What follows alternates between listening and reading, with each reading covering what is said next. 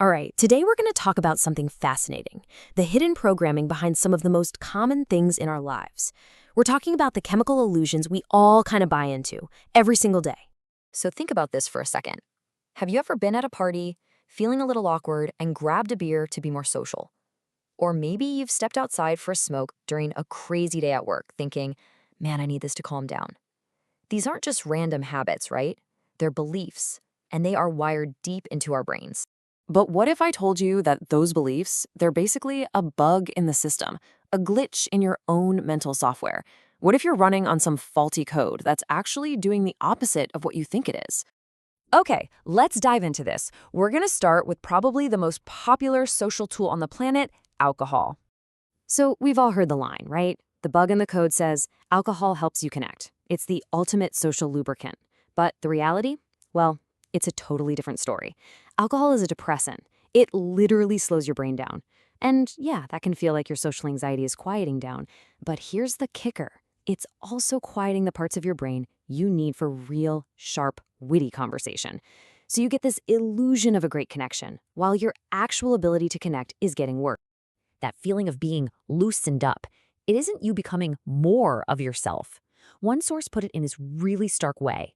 It said alcohol works by dulling everything that makes you human. Wow. So it's not adding personality, it's actually subtracting from it. All right, let's switch gears and see how this whole faulty code thing plays out with nicotine. Because, this one operates on an even sneakier level. The bug here is a classic. Smoking helps you relax. I mean, that's the whole image, right? The stress reliever. But the reality is, this perfect little circle, a trap.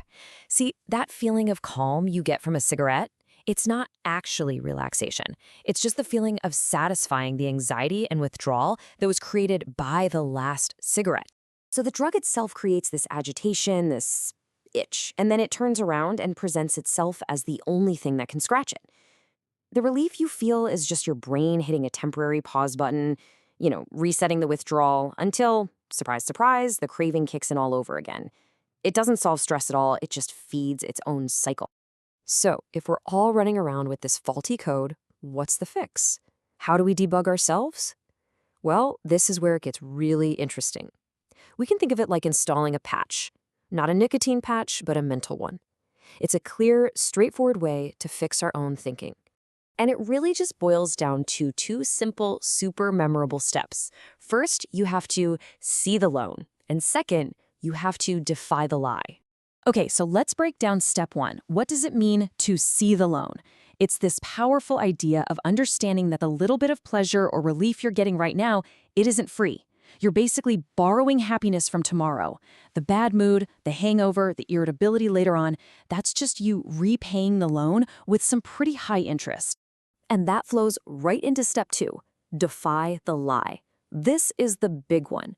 We convince ourselves that we need these things as a crutch, to be social, to relax, to deal with life.